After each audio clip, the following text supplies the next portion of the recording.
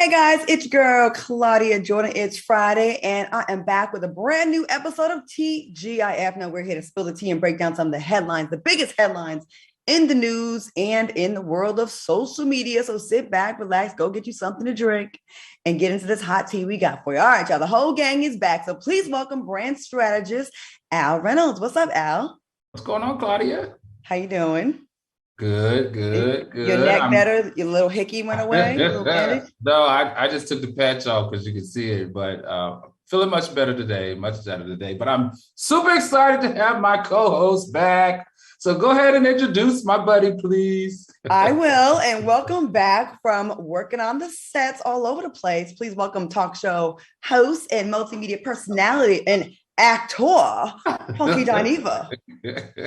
Oh, here we go. Y'all miss me? I'm back. Hey, y'all. What's up, Q? What was you doing? You was doing some acting, I saw. I did. I filmed 3 shows while I was out in Atlanta. I did something for OWN. I did the Miss Pat show on BET, and I did Turned Out with T.S. Madison. Very nice. I was busy, y'all. But I'm so glad to be back, and I just want to say special thanks to James Knox and Will. I don't want to mess up your last name for holding it down in the doll's absence. The fans said y'all had a good time while I was gone, and I'm glad the show didn't skip a beat. But Miss Sophia home now. All right, well, the fans are very happy. The chat is going crazy. I mean, look, we're already up to 1,283 people all going back. The Funky Bunch is definitely in the chat and happy to see you here. So welcome back. Thank you. All right, now, what y'all sipping on tonight? I'm dry. I ain't even got no water. Me too. Dang.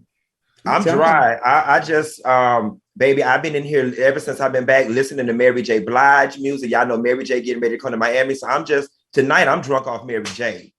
Well, speaking of that, we're kicking off tonight's show with the celebration of the release of Mary J. Blige's new album, Good Morning, Gorgeous. And guess what? We have a sneak peek. So let's take a look.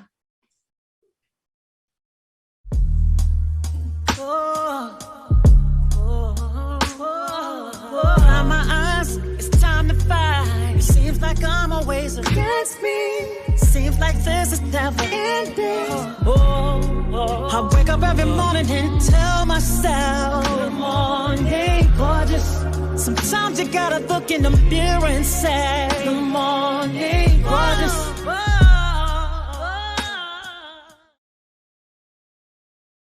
Is giving it to us with the body, the look. She looks amazing. Now, the iHeartRadio album release party with Mary J. Blige will be taking place right here on Fox Soul on Friday, February 11th at 7 p.m. Pacific time, 10 p.m. Eastern. Are you fellas excited for the release of Mary J's new album? Baby, it has been long overdue. And let me tell you something. In my living room, I got a nasty sound system, baby. When I've been here cleaning up on Sunday mornings, I put that iHeart on.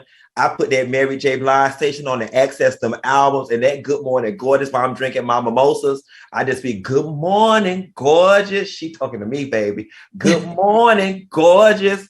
Listen, if y'all ain't got that iHeart and get it to that Mary J. Blige station, y'all don't know what y'all missing, baby. I'm looking forward to it. Al, you? Yeah, I agree. I'm like everyone on the panel, I'm a Mary J. Blige fan. She can't do no wrong. I mean, I can't wait to see it. And I'm stoked because she's going to be in Miami next month at Jazz in the Gardens. And I'm hoping, we get an opportunity to interview her. That would be so dope. We got to interview her on the Ricky Smiley show back in the day. And let me tell you, humble, cool, just solid, good people. Like, I really enjoyed Mary J. Blige. Okay, y'all. Also, make sure you tune in to Cocktails with the Queens on Monday. And TGF on Wednesday and Friday, because it's Watch to Win week. And you don't want to miss it because we're celebrating the Queen of Soul, Mary J. Blige, by doing an MJB album download giveaway. So make sure you subscribe and watch us on YouTube and jump in the chat for a chance to win. All right, y'all, let's get into the show. The Associated Press released the Travis McMichael, who is currently convicted for shooting Ahmaud Arbery, is withdrawing his guilty plea on a federal hate crime charge. McMichael has now elected to stand trial for a second time in Arbery's case. What are y'all's thoughts on this situation. I don't care about them. Black people stand down. All right. They ass is going to prison. Don't y'all worry about it. Don't worry about it. Don't upset yourselves. Don't get mad that they withdrew. Let their ass go to court. The evidence is overwhelmingly in Ahmaud Arbery's favor. They ass is going to prison. What they're doing right now is an act of desperation. Blame them. Anybody who was faced with life in prison. I mean, you're fighting for your life. You're supposed to do whatever you can try to do to get off. But please, y'all, don't let this upset y'all. Stay the course. They ass is definitely going to spend the rest of their damn lives in prison. That's right. Al, what do you think? You know, I agree with Funky on this one. These two, they just need to do their time and call it a day. African Americans do not need to be re-traumatized by another trial, watching how horrible, they did. There are too many Black mothers out here that are still afraid and concerned when they let their Black sons leave the house. We don't need to go through this again. They need to serve their time and cut all this other crap out. Well, they're going to serve their time regardless, but they want the more plush situation because the state prisons are definitely less funded than federal. But, even some of the federal prisons are having issues with the condition there. But the good thing is we got to win. Because first they said, yeah, we targeted him because of his race. And we were like, got you. We knew it. Exactly what we knew. And then they tried to withdraw, but it's too late. And I love the judge, how he's handling it. I love how this case is being handled with them and then not getting, the easy way out. They were like, nah, denied. Mm-hmm. So they're going to be in jail, though. They ain't going nowhere. Mm-hmm. All right, y'all. According to the New York Post, Whoopi Goldberg, it was livid after being suspended from The View. Whoopi is apparently humiliated because she apologized for her comments on the show. And on the Late Show with Stephen Colbert, she also, she did that. She went on the apology tour like they asked her to. And she believes ABC executives mishandled the matter. What are your thoughts on this update? Al, let's start with you. What do you think? She should be livid. I mean, listen, whether Whoopi Goldberg, whether she said what she said was true or false, whether it was right or wrong, that's neither here nor there, in my opinion. Like, in fact, Whoopi has spent her entire career and personal life being what some may consider white adjacent, right? She changed her name to a Jewish name. She, all of her 3 husbands were Jewish men. She has a daughter by a Jewish man. But what's so interesting is the first chance they got to show her that she is still a N-word, they threw the book at her and snatched her job. So they immediately let her know, you can adore our community. You can marry our husbands and you can have our kids, but you are still Black. Okay. Funky, what you think about this? I think it's retribution and retaliation. She should put their ass in the sickening bind and quit. All right. I've always told y'all I'm an intentions person.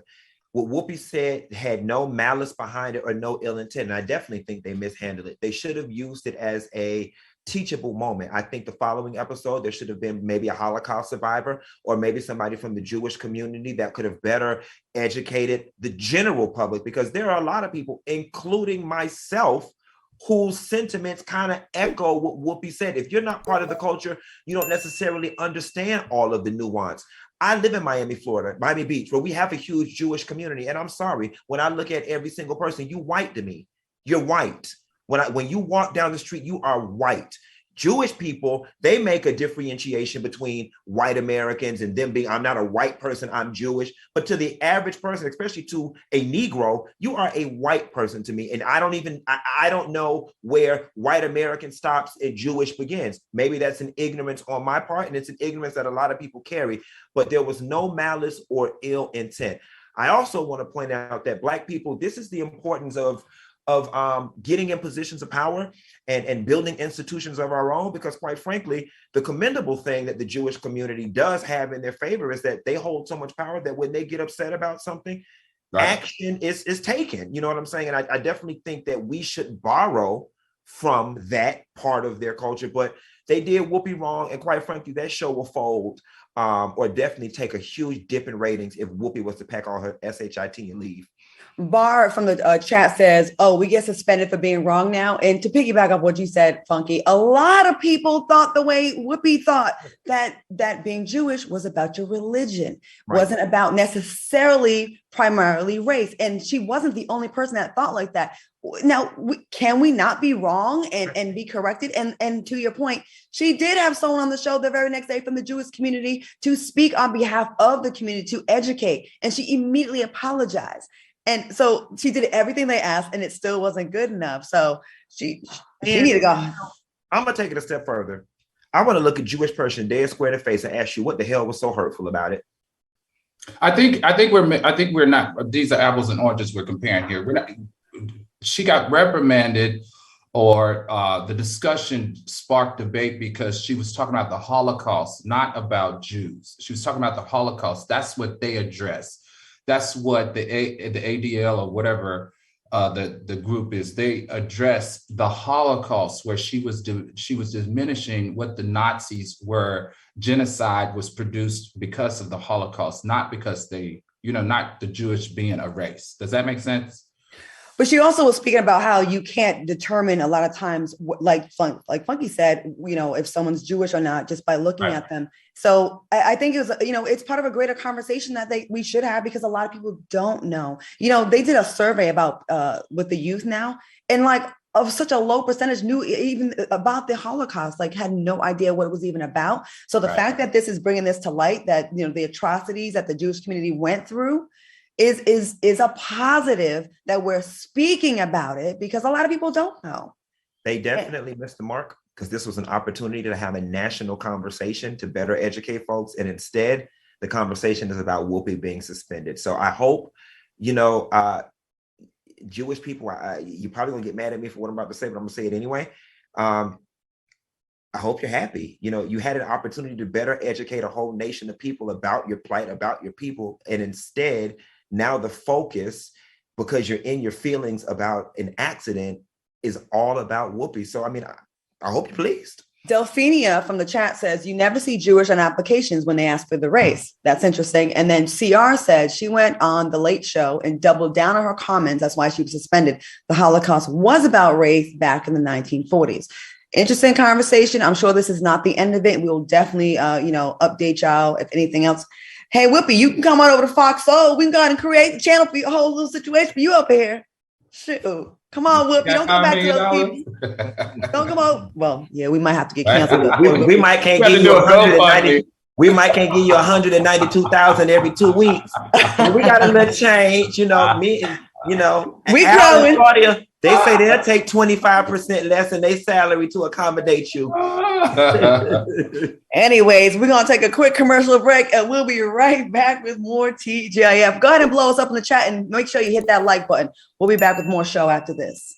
Hey guys, welcome back to TGIF. There's lots of energy in the chat. Let's see, we got 2445. Now, if you can get us to 3,000, we like that number 3. Y'all always mention the number 3 times a week. 3, there's 3 of us, 3,000. I'm just saying, I'm not saying it's a guarantee, but it's a good start to getting us to bigger and better if we can just get to 3,000. Don't y'all think, fellas? I'm here for it.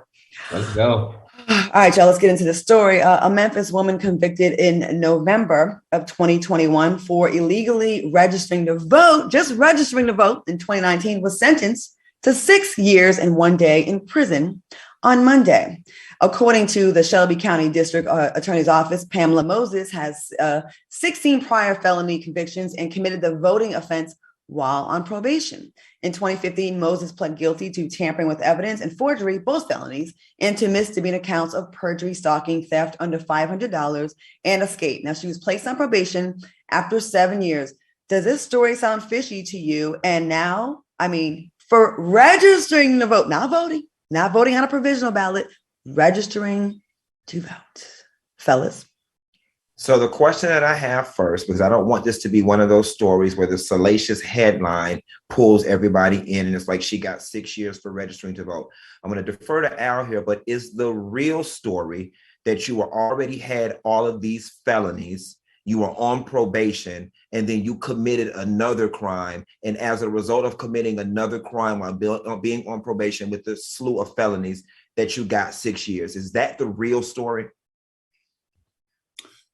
Well, Funky, this story has so many layers to it. Okay, so number one, and I have mixed emotions because number one, there is a large number of racial disparities in punishment for election-related crimes that relates to what they give time to Black people and what they give time to non-Black people. So that's number one. No one's ever gotten not no one, but 7 years for this type of act is a little extreme. However, what we do know is with this woman, she is just has all these felonies and crimes.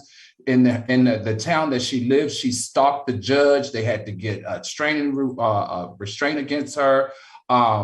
And she just kind of worked the system. She went to her probation officer and she got its certified letter from her probation officer that she was not on probation, which does allow her to register. She submitted all of the proper paperwork the way that she was supposed to do it.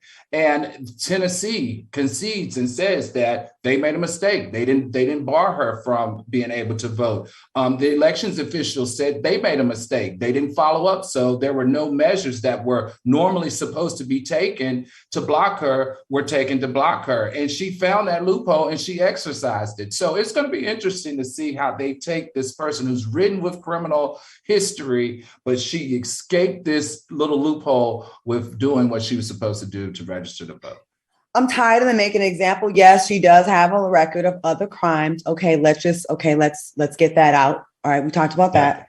But it's obvious what they do to voter intimidation with Black folks. Crystal Mason here in Texas, I got to interview her once before, and she's facing 5 years in prison for voting on a provisional ballot. She thought she was on probation, and she thought she was clear.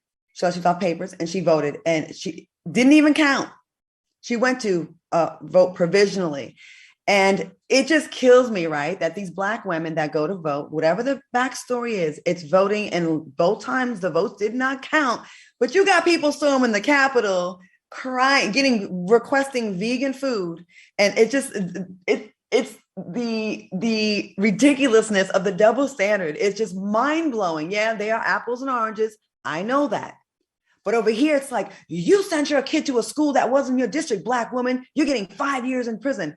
White man that rapes a girl or storms the Capitol. Right. Well, let's not ruin their life and make things difficult. They made a mistake. It was just boys will be boys. Right. That's why it's hard for me to get behind any of this. I don't care what her record was. I think there's a special place in hell for the attorney who gets this case and who looks at it and who stays up at night preparing a defense and like really working the taxpayer dollar to put somebody. If I was the prosecution to work for the state, I probably would fire my aide who put this crap on my desk. I'd be like, get off my line with this. You know what I'm saying? And at best, okay, she did something wrong. Okay, give her 6 months probation.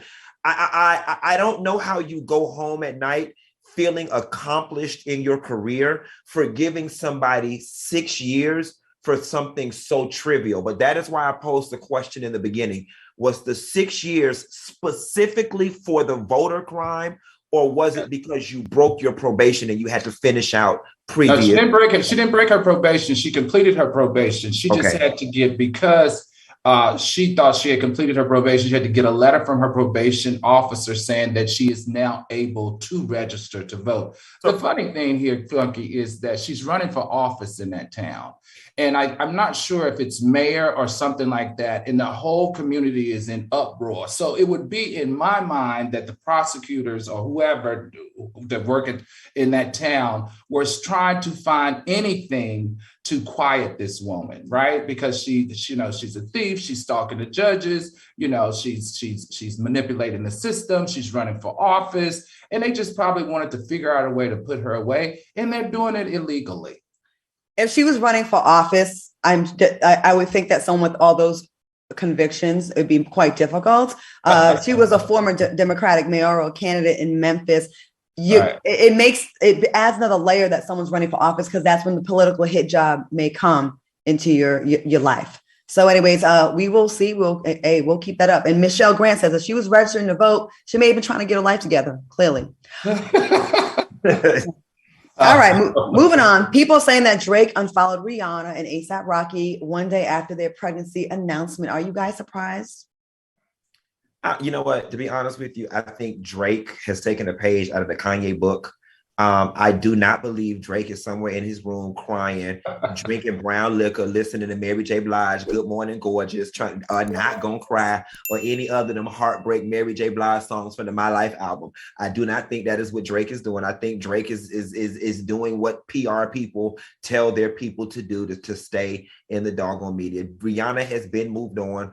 She and Drake were never that doggone entangled to the point where his heart is broken. And I'm pretty sure they all friends cackling on a three-way like sixth grade girls about this situation.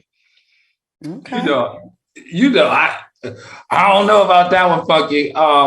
Drake did profess that he's loved her since he was 22. Like, I think there's some undercurrent here that is bubbling, and it's bubbling for a reason. But this is the deal. Drake can't really say anything. He has a baby by a porn star. Like, what is he talking about? Rihanna has a baby by a rapper. Hey, only in America. But you know what? He's acting how Khloe Kardashian should be acting when Christian Thompson had that baby out of wedlock. That's what I'm talking about right here. Is Tristan, you said Christian Thompson? Is that another one? Tristan Thompson. He's acting how Khloe should have been acting. I think we're making this a bigger deal than they are. He probably ain't even tripping. He got so many girls that he's betting all the time. Drake gives his. That's just, social media is like, we make a meme, we run with it, and we just assume that person's going through it. He may or may not. He may not give a damn. And she already sunned him on stage at one time. So I don't know. I think he ain't really tripping. I think that's just us. Speaking of tripping and just us, Q, I can't wait to hear what you have to say about this story. Massachusetts Catholic school is facing backlash after deciding to serve fried chicken as a lunch menu item to celebrate Black History Month. The announcement regarding the specialty item was made Tuesday morning at Xavier Brothers High School, an all-boys school. The announcement said, in honor of Black History Month, one way we will celebrate is by highlighting a traditional meal each week that is a staple in Southern Black history. Today's lunch is fried chicken. However, the students criticized the student's decision and called it racist. I mean, we do love chicken, but do you think this was a racist move? I think that this story is directly parallel to the Whoopi Goldberg Jew thing. And I think that this is a teachable moment. And the teachable moment here is, this is what happens when you lack top-level diversity, and when white people are used to being the center, they think they know every damn thing. The same grace that I extended Whoopi Goldberg in this Jewish situation, I'm going to extend the same grace to this person. I don't think there was ill intent. I don't think that there was a malicious intent behind this. I really do think that these people sit home and think that fried chicken and Popeyes is synonymous with Black people. You know what I'm saying? And there is a level of truth to it. Rather, we're being overly sensitive and being offended by it. That's another conversation for another day. But I think that this is a teachable moment. And I think the takeaway from this is, y'all are a Catholic school. Y'all probably got a bunch of little rich white kids walking around. And the next time you want to do a Black history program, how about you take some of those tuition dollars and you hire a Black consultant to put you together a nice curriculum, and stop assuming because you're white and used to being at the center of everything that you know every damn thing. Okay. Al, do you agree or disagree?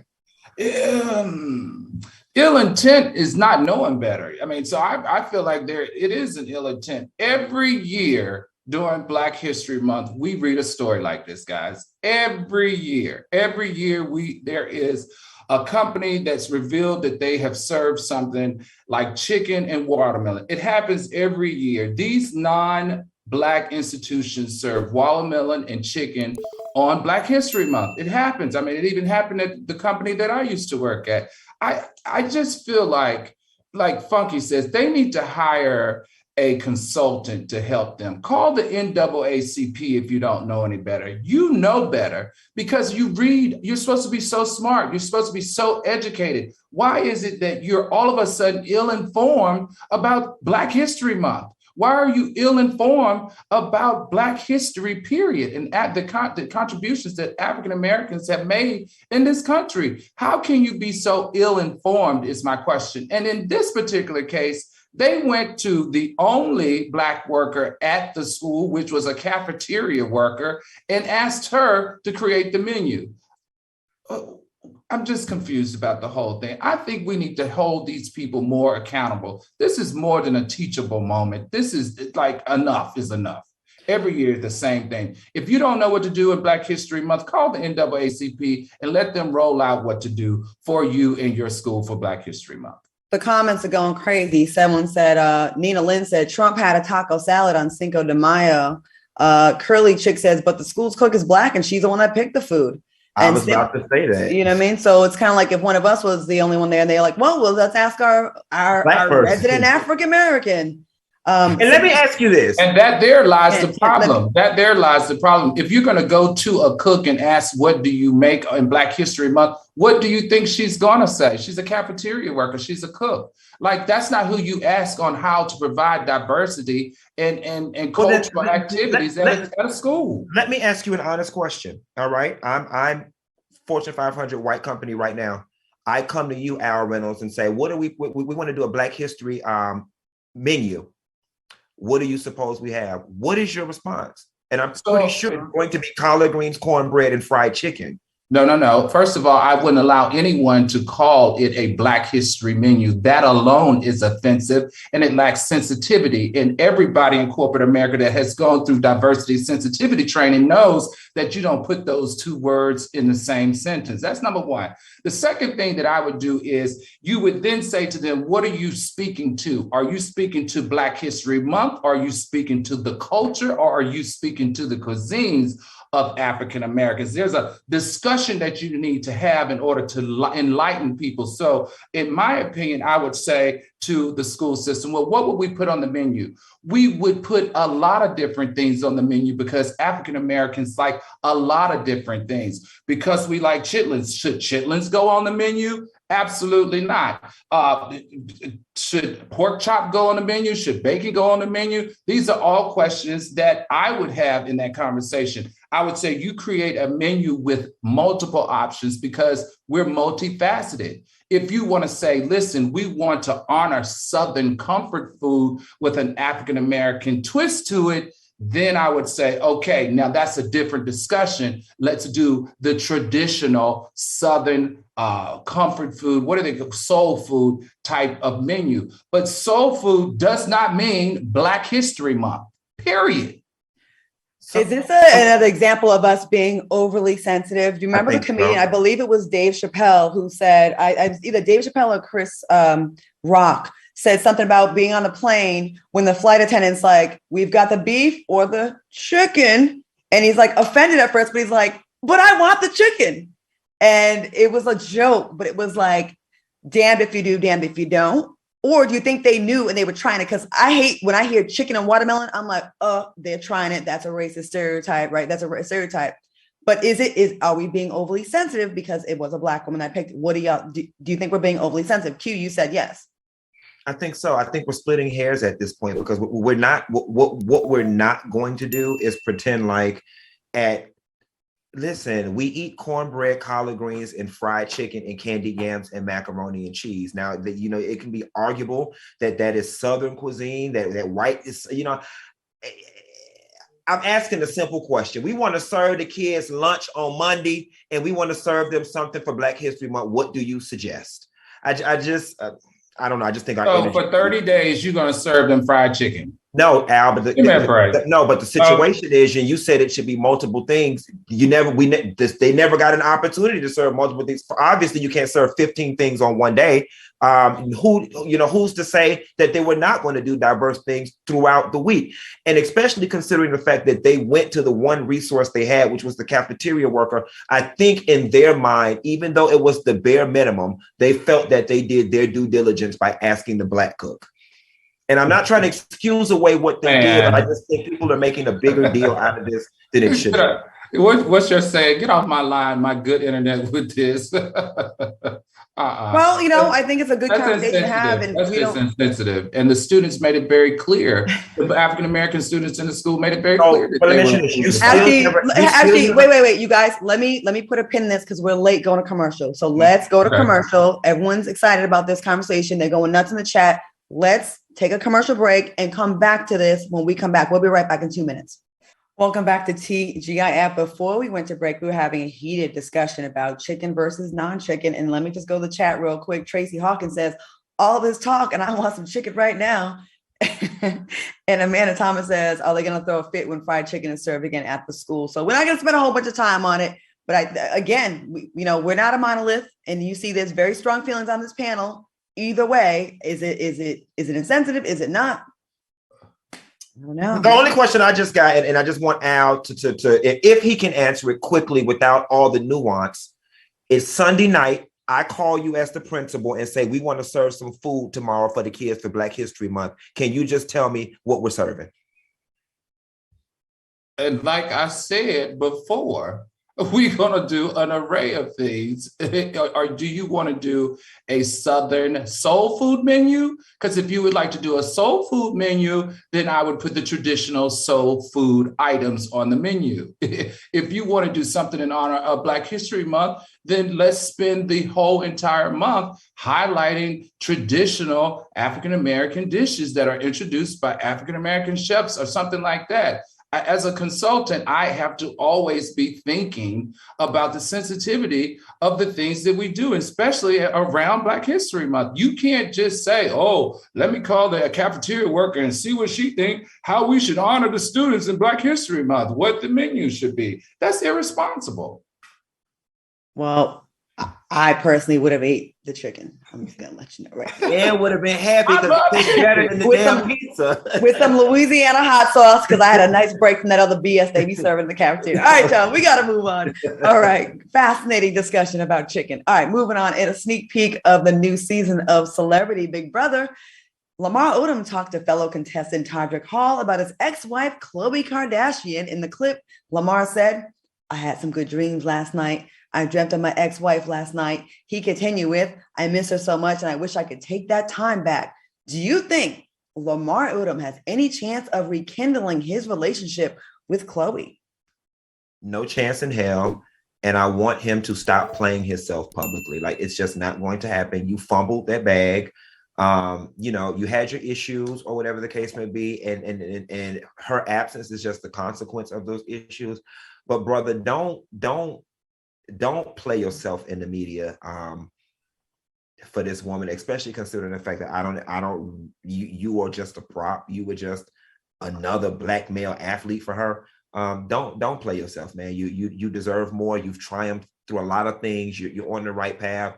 Leave that in your past and build you a better future. Okay. Al, what do you think? Yeah, I think Lamar Odom needs to get over it. But according to the Shade Room, Lamar Odom had bigger issues to worry about. Brother, you need to work on that continence issue that you got from boo-booing in the bed. Now, what they tell me, I don't know. But if you need to strengthen that rectum, you need to try, what's those? Kegels? Yeah. So do men do Kegels to tighten the booty? Well, listen. Not this man. Not me, girl. I didn't say you. You also saw that episode of Scared Straight. What you in here for? Smoking. Have this pod full of crackheads. Not me, girl. I didn't say you. So when you ask, do men do Kegels? Not me, girl. Do you do Kegels in your booty, Claudia? My booty don't get worn out. Do you do Kegels in your booty, Claudia? Like I said, my booty don't get worn out, so I'm asking y'all. I can't with y'all. You know what? No good could come of this conversation, right. So we're gonna move on now. No. We're gonna talk about it. now, if we grown on the FOXSOUL, we're gonna be grown. Y'all, I remember I had the boo-boo behind that stove that time. Okay? Like, sometimes that good liquor get to you and your stomach just be tore up. Things happen. You ain't gonna act like, y'all ain't gonna act like y'all ain't never had party, but like you thought you had to fart and a little bit of boo-boo slipped out. I'm assuming that's what happened. Claudia, you ain't never boo-boo on yourself before? No. Have you? You don't pull them old nasty thongs out from between your butt and it's been brown all in the middle part. That's a man thing. I've never had doo-doo on my thong. You need to work that out. Y'all need to work that out. I bet you if you go that is not normal for an adult. If you go through that hamper right now, them panties either brown in the bike. Absolutely not. Clearly, this is not news to y'all. This is a regular Tuesday to y'all. And I hope it's brown in the bike. Jesus Christ. Welcome back, Funky. Welcome back. Okay, this isn't offensive to y'all. This is normal. Yeah. Oh gosh. Yeah. Yes, this is not weird to y'all. This is okay. I mean, I think it's weird that he's using the bathroom in the bed. It was a mistake. So I'm the only person who don't shit it on themselves by mistake.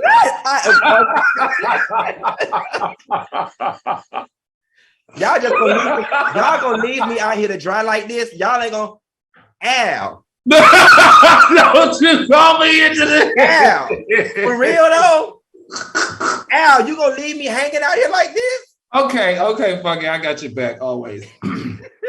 We gotta move on. Okay, we'll put a pin in this one and talk about this in future episodes for sure. For sure. All right, y'all. According to AP News, 4 men were arrested in the overdose death of actor Michael K. Williams. The 4 were charged in a criminal complaint unsealed Tuesday in a Manhattan federal court in a narcotics conspiracy alleging the distribution of fentanyl-laced heroin that resulted in the death of Williams. What are your thoughts on arrests actually being made in this case?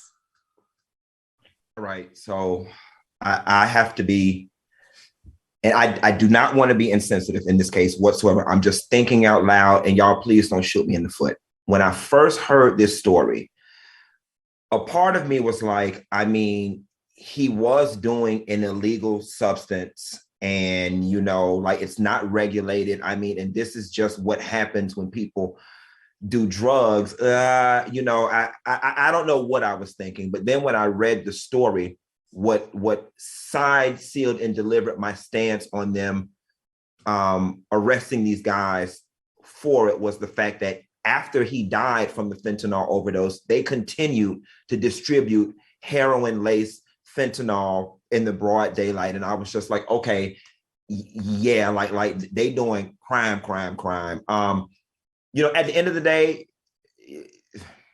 this is going to sound so insensitive. I don't mean it for it to, but at the end of the day, you take a risk when you buying street drugs off the street. I mean, they're drug dealers. They're not the damn FDA. So right. What are you expecting? But I am glad that the family can get some justice in this. And I am glad that these people are taken off the street distributing this fentanyl-laced heroin to the general public because it is a health issue. Al, what do you think? Yeah, Funky, I totally feel your conflict here. Because number one, he shouldn't be doing drugs. All right? He shouldn't be doing illegal drugs or abusing illegal drugs. That's number one.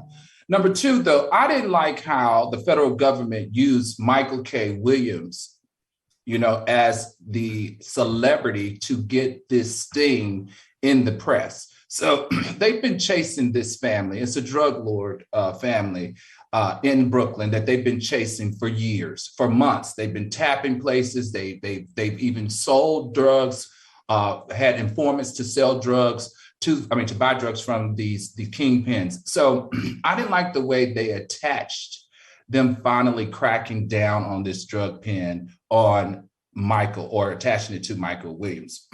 The other thing is that I felt some kind of way about was not sure that I support, them being charged with the death, because that means what kind of precedence is that setting? Does that mean if you can sell drugs as long as you're not killing people? I mean, what kind of message are we sending out here? Like they caught him, they finally arrested the kingpin because he killed somebody.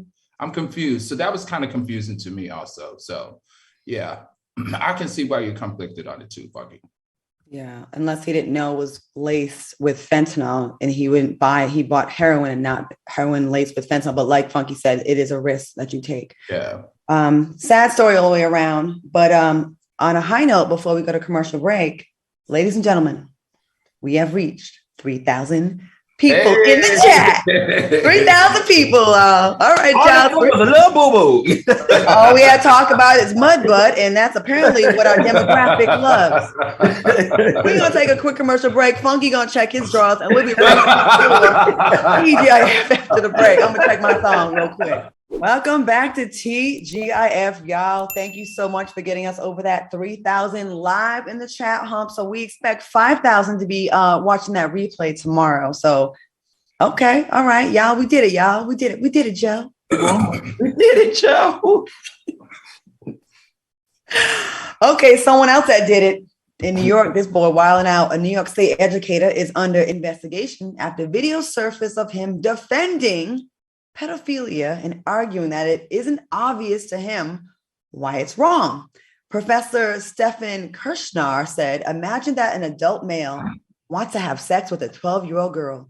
Imagine that she's a willing participant. Okay. He continued with, a very standard, very widely held view is that there's something deeply wrong about this, and it's been wrong independent of it being criminalized. And it's wrong independent of it being criminalized. How crazy is the story that this man fixed his mouth to say a 12-year-old girl can be a willing participant when she doesn't even know how to do anything at that age? What do y'all think about this? You know, this was very baffling to me because definitely college campuses are definitely the place for you to have all types of exploratory conversation as it relates to sociology, anthropology, sexuality, all those types of things. So I by no means had no qualms with the discussion around pedophilia and philosophy around it. But when the conversation felt as if it was leaning in the direction of supporting it, that's when it became a bit problematic and a bit sick for me. So yeah, this is definitely a no. And I definitely think that the FBI need to go to his home and seize his computers and go through his underwear drawer and see what all is up in there.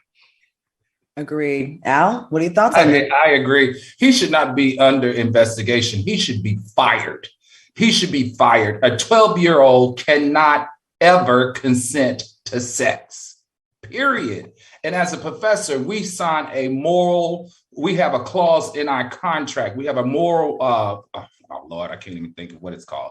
Anyway, there's a moral clause in our contracts because as professors, we influence those children that we teach. This is irresponsible.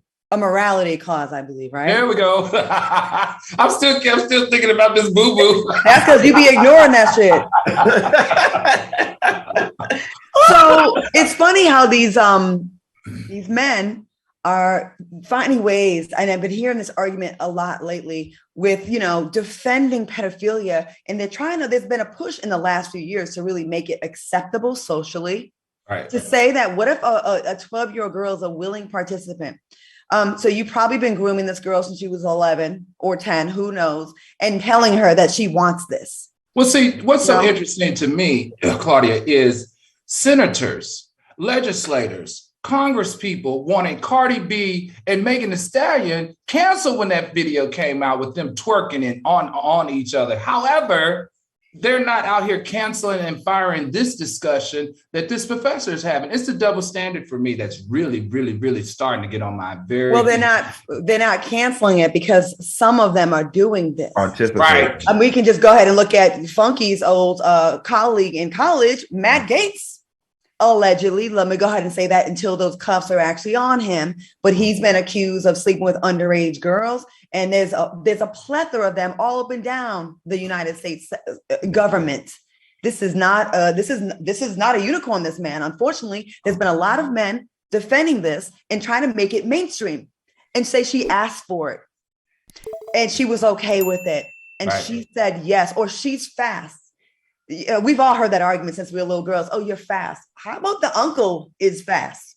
How about these old men that know the difference? And how are you gonna mess with a girl that has not even, I mean, we won't even get into the anatomy of her, but Jesus Christ, a 12-year-old girl?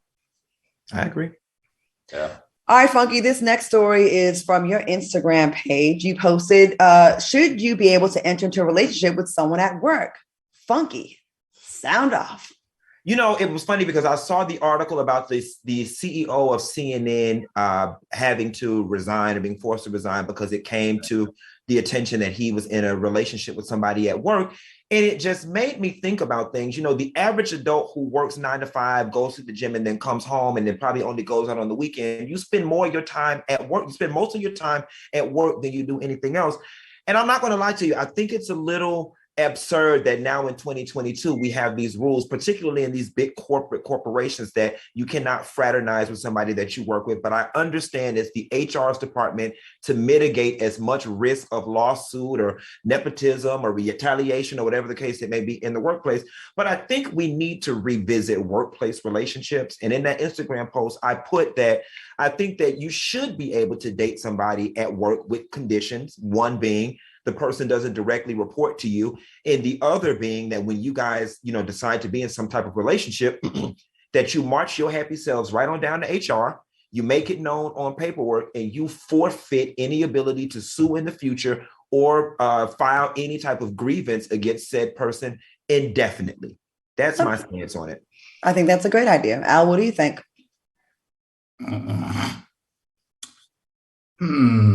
This is a tough one because it depends on the dynamic. It depends on who's messing with who, right? I have a problem with the CEO messing with a managing director because in corporate America, you have performances, you have performance metrics, and you have different things that you have to meet. And I personally would feel like there was favoritism. Did they get the managing director job because they're dating the CEO? Were they fast tracked because they have an insight on what the metrics may be? There are just so many different layers to this that I think we would have to unfold or we would have to peel back. But the bigger question here is, have either of you ever slept with one of your bosses? So let's be clear. I'm not necessarily talking boss to subordinate. You know what I'm saying? It could be, we're lateral. It could be we're on the same team, or you work in accounts payable and I work in HR department. Obviously, that's, the CEO to subordinate obviously is a no-no. If we're going to go together, you need to go get another job. But if Claudia work in accounts payable and I work in maintenance and we hit it off, I think that we should be able to date. Yeah, imagine me and you dating Funky. Imagine me and you dating Funky. Wow, that would be crazy. But I slept with my boss one time. I'm going to go ahead and tell you real quick. Oh, you did? Yeah, I know people say, yo, Claudia, you don't never answer. I slept with my boss one time. We had a little situation. He was a manager at Oak Tree when I worked at the mall. I worked at Oak Tree.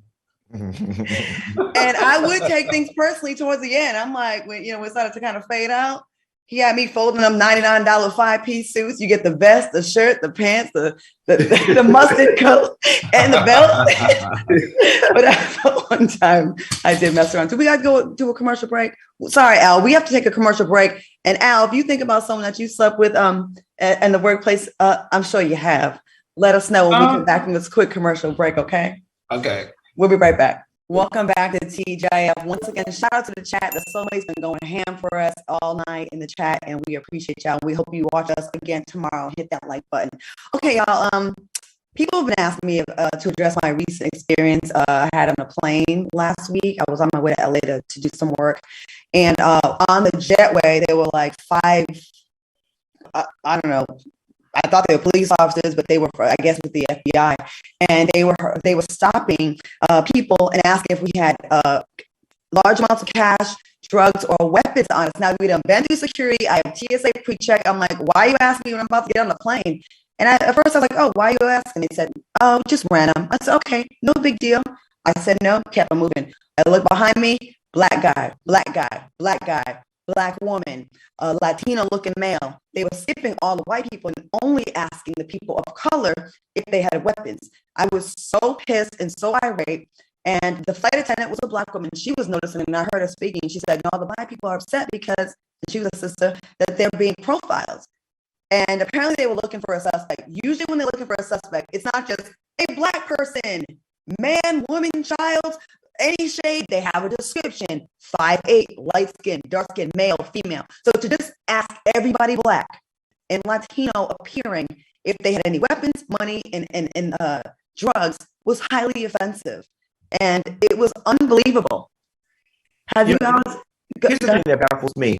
I think everybody on that team should be fired, and their captain should be fired too. What type of training did you go through? Because God, honestly, who in their right mind gonna answer yes? Right. Like, you know what I'm saying? It was a complete waste of time. Who in their right mind with 5 federales standing there saying, yes, God, officer, I got 4 guns, a duffel bag full of hundreds, and about 40 ounces of cocaine that I'm trying to get to Encino. Like, it was a waste of time.